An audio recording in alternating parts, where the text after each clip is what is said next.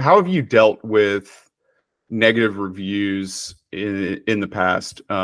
Because one of the things that I think, or I hear from folks, is that they're really worried about negative reviews, and a lot of the time, honestly, especially with lawyers, and I don't really understand why these happen necessarily, but a lot of lawyers get spammy negative reviews that they're not actual customers. It's somebody who called in and maybe the phone line was busy, or but we also see other ones that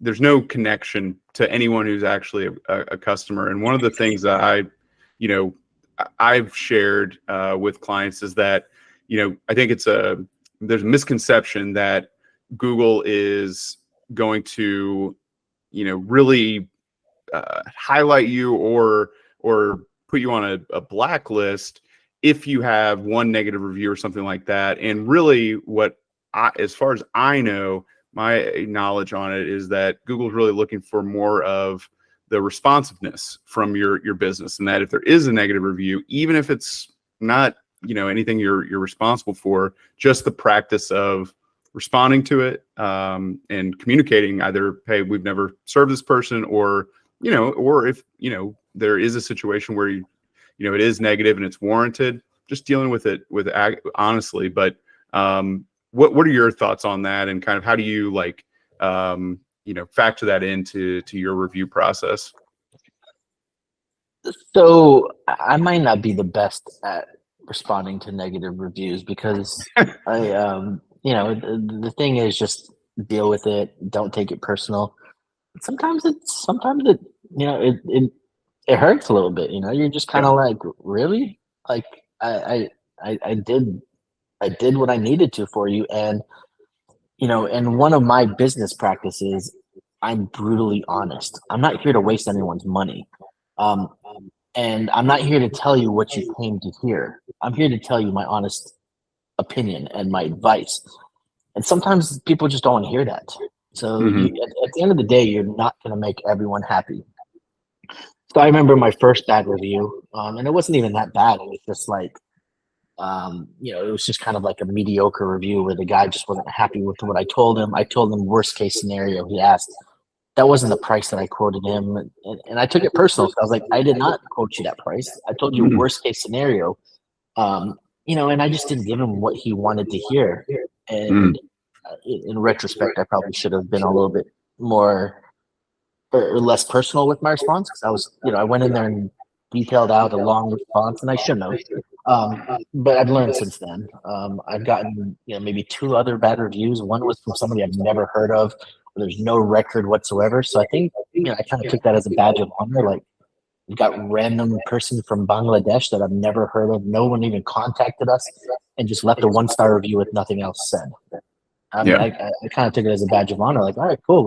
We're drawing attention in Bangladesh to somebody that clearly might not have a strong opinion about immigration, or didn't like the wait times, and decided to take it out on us. And then one other one was, I'm just getting personal here, but one other one where the guy came in with all this stuff from Alabama, from another state, for criminal stuff. And I had to look it up because I'm here in Georgia. I don't know all 50 states criminal stuff off the back of my, like the back of my hand. Like, so I'm looking stuff up, and he apparently was unhappy that I had to look up some penal code language from another state. At the end of the day, you're not going to make everyone happy.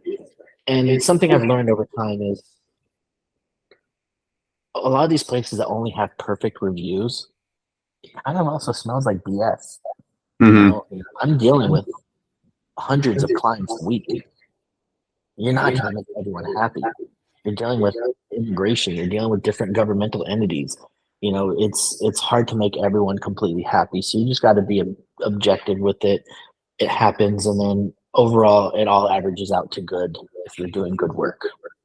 And, if you have one disgruntled, person that wasn't even a client, versus 100 clients that were happy, I think your users, your potential clients, are gonna realize you can't make everyone happy, and they understand that. So you can't just always worry about reviews and this and that and just focus on it. And like you said, just address them. You know, hey, we have no record of you ever contacting the law firm. If you like our help, contact us. Thanks. Right. Just keep it simple and not taking it personal. Which again, if I get another bad review, I won't take it as personal. And just dealing with it head on. I mean, Hmm. I know I'm just sounding like a robot here, but you can't make everyone happy.